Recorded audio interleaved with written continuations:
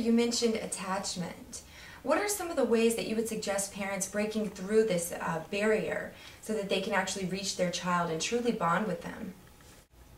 And attachment is a very important part of this model because it is very much about the relationship and the connection between the parent and the child.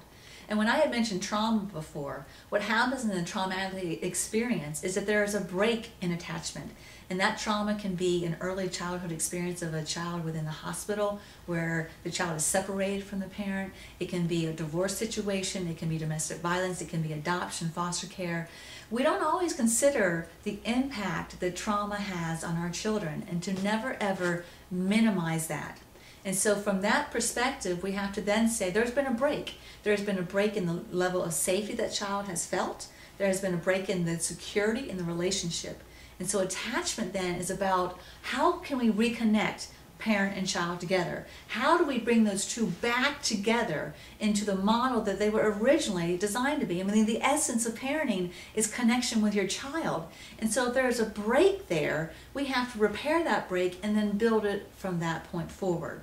And to do that, that's what my book talks about. My book talks about creating a safe place just within the parent themselves, just at a personal level, and helping the parent learn to become more regulated, and then creating an environment and using techniques in the book that help to repair that break. And when you are able to create more safety, more connection, you won't have any of the behaviors to deal with anymore.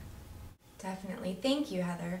Now, I noticed that a quote that you often use is "love never fails." Could you explain that a little bit for us? And I use that saying, Erin, because that's what it takes. Sometimes it feels like love is not going to be enough, but it is. What has happened, though, is that traditional parenting techniques have said that they're loving techniques, but they're not. They're really fear-based. And so it's redefining how to implement love into a family.